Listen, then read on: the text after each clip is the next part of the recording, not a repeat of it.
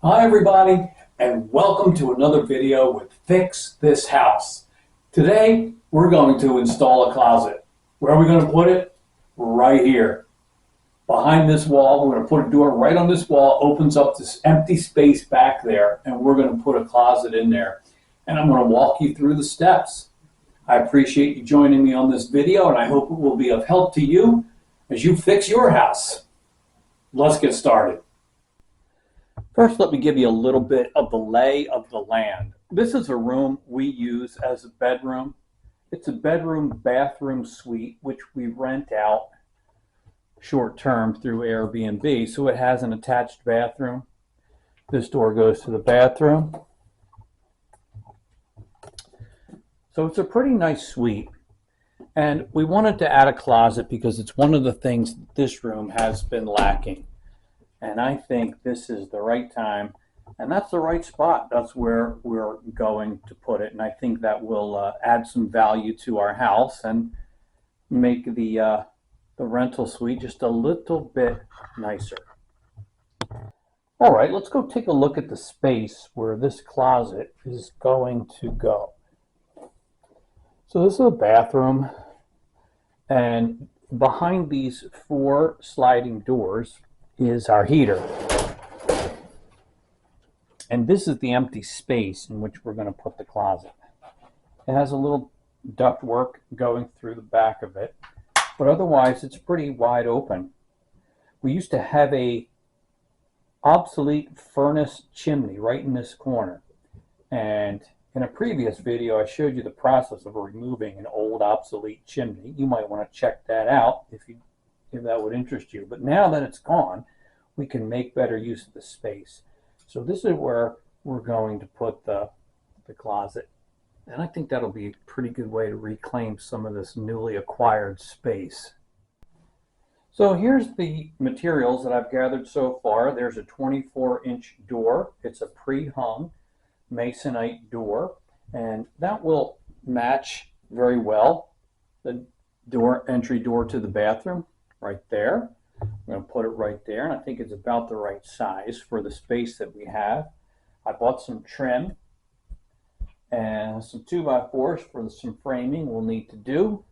Picked up some shims, a doorknob, and may need some other things as we go, but that'll get us started for now. Gathered my tools, and I think it's time to get started. All right, so I'm going to use a razor knife and just kind of cut the caulk along the top of the baseboard. I'm going to reuse this piece, or at least the ends of it. I'll be cutting a spot in the middle for the door, but I won't have to buy more baseboard if I can get this piece off in such a way that I can use it again.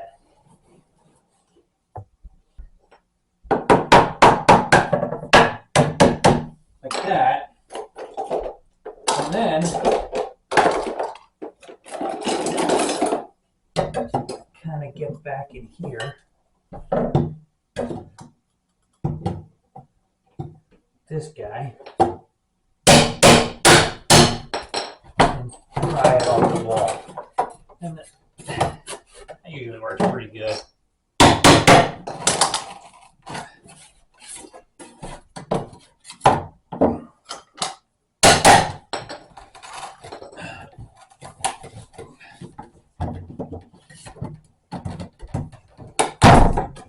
There we go. Okay, so I've set in place, just pushed against the wall there, the new door, and I made a mark down there in pencil, 5.5 inches off the corner. That's where I'm gonna put it. I think that's gonna look just fine against this wall, kind of centered between the corner and that corner. And one of the things I noticed is that this new door is a little taller than the bathroom door that's here. This house has shorter doors. Now this is a 24 by 80 inch door, which is a standard size. You can also get doors 78 inches tall, which I probably should have done, but it's not that important to me. I do want it to look symmetrical. So what I've decided to do is I've measured and drawn some lines, and I'm going to cut down this door frame from the bottom and the door itself about 1.5 inches. I made my marks already. I'm going to do that right now. But I have it in place where I want it. And so what I want to I'm going to trace the outside with pencil, and then I'll be able to cut out the sheetrock where the door is going to go. So I'm going to just push this against the door and use a pencil and just draw a line. I will probably cut 1/4 inch or 1/2 inch wider than the door. I won't cut exactly on the line because we want a gap so that we have room to level it out and square it out when it comes time to install it. So let's go ahead and do that together real quick.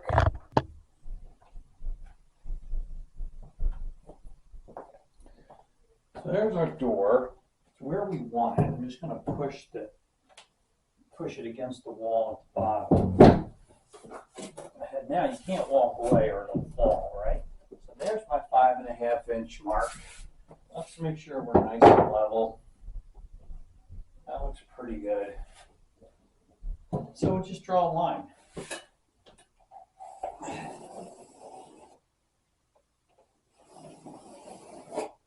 And you probably can't see, but I'm going to come over to the other side and do the same thing.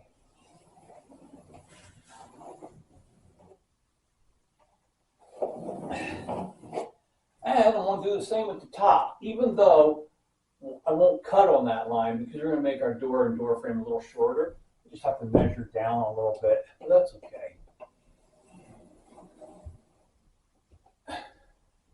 Okay, our lines are drawn.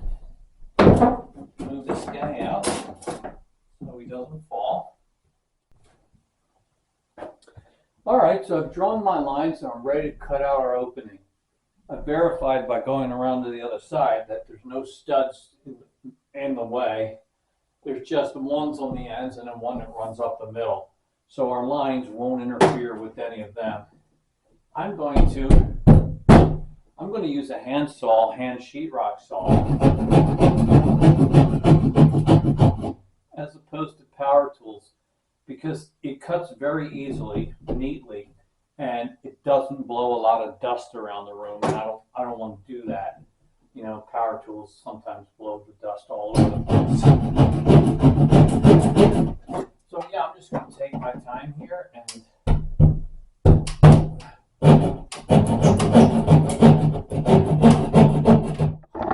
all right, let's go ahead and pull this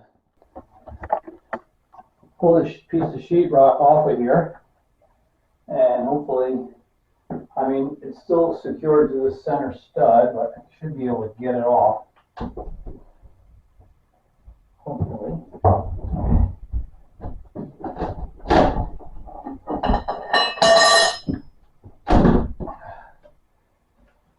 There's the bottom section.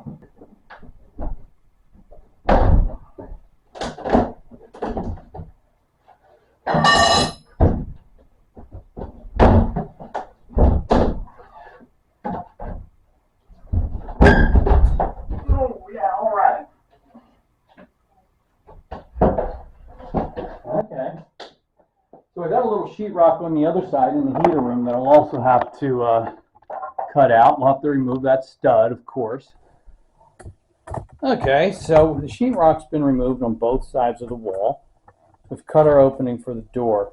Now I need to get rid of this center stud. And then we'll need to put a couple of studs along both sides and something of a header across the top. So I cut with a saw most of the way through this board.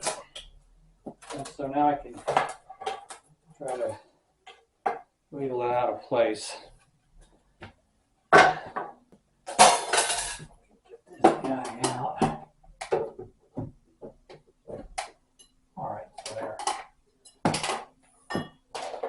And I just try to wiggle this guy out.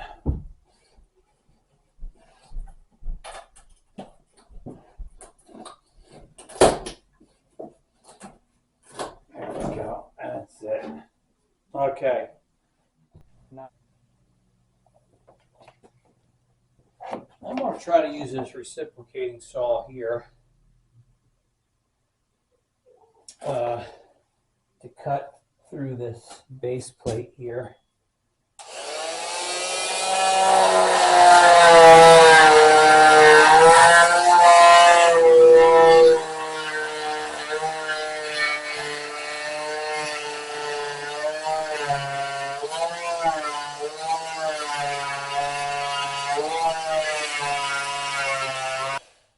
That works pretty good.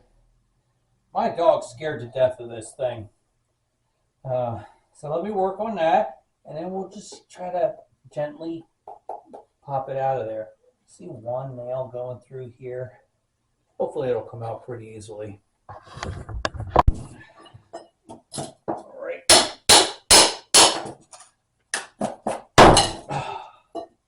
There we go. All right. There we go. All right, so that came off. That wasn't too big of a problem. Okay, good. We got our door opening for our closet. Okay, so one of the things that I need to do before going any further is there's a little bit of electrical. This is actually a doorbell wiring. Some of it's obsolete. I just need to move this because it's, once I put in the closet, that'll be kind of buried. So I'm kind of planning to move it over to there so it'll be accessible by the heater room and not buried behind this closet. So that's probably something that may not be true of your situation for whatever closet you might be installing. But I turned the circuit off and I'm going to try to move some of this wiring out of the way.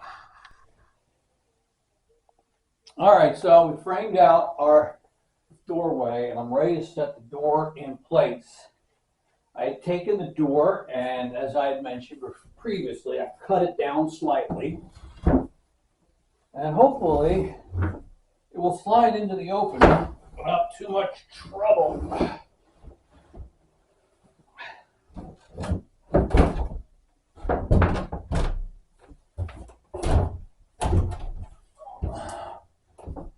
All right, not bad.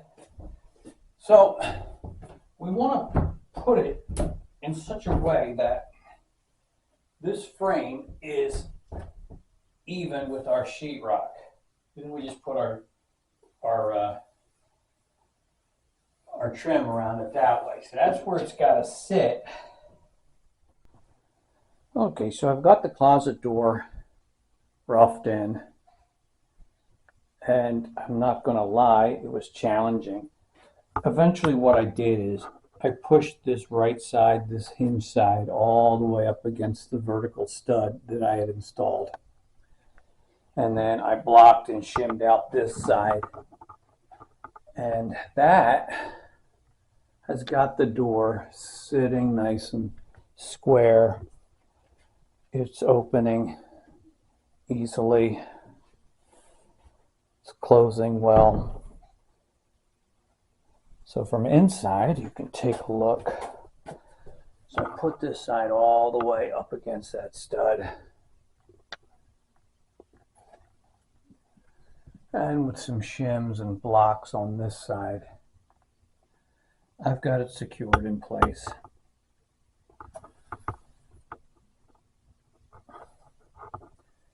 And I'm happy with the way that it's opening and closing now. I also feel pretty good that I got the height of the two doors fairly close so that it looks, you know, symmetrical and even, this corner of the room with the two doors. Okay, so we did hang the door and I haven't yet trimmed it out, but I'm happy with how it turned out. And something else I wanted to show you from inside here, I decided to do a little bit of electrical work because I'd like to put a light in this closet. So I tapped into power that was already on that wall, the receptacle on the other side of the room, and put in a switch box, and it's going to go up there. And we'll put the light fixture in later. One of the things I wanted to mention is I'm planning to put in a drop ceiling in this room because above the closet I have some electrical junction boxes that I need to keep accessible. So I'm going to put a drop ceiling in this closet so that if I need to, access these electrical junction boxes, they won't be buried. Okay, that wouldn't be a good thing. So that's my plan for the ceiling in here. In the meantime, I'm happy about putting a light in because I think that'll be nice. If you're not familiar or comfortable with electrical work, you probably want to get somebody to help you with it because that's just one area that's a little bit dangerous, and you want to make sure you get it right. All right, so now I'm trimming out the door on the bedroom side of the closet. So I've cut the pieces. I actually had to go back and get a different style of trim because I wanted it to match this trim exactly. And what I had bought at first did not do that. So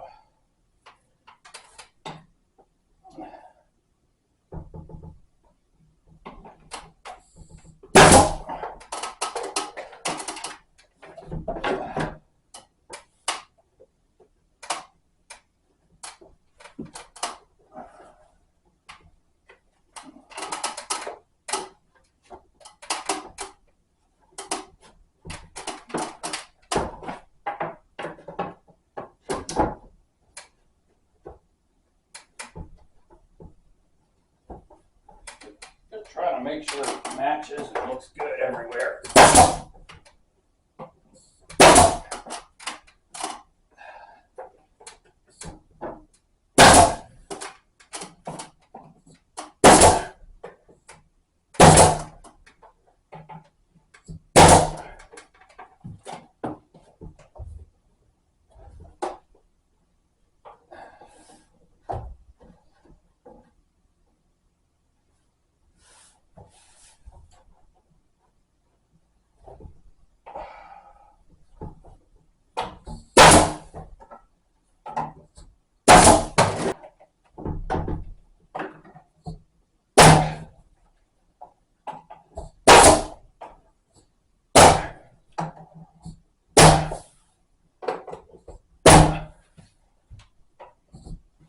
All right.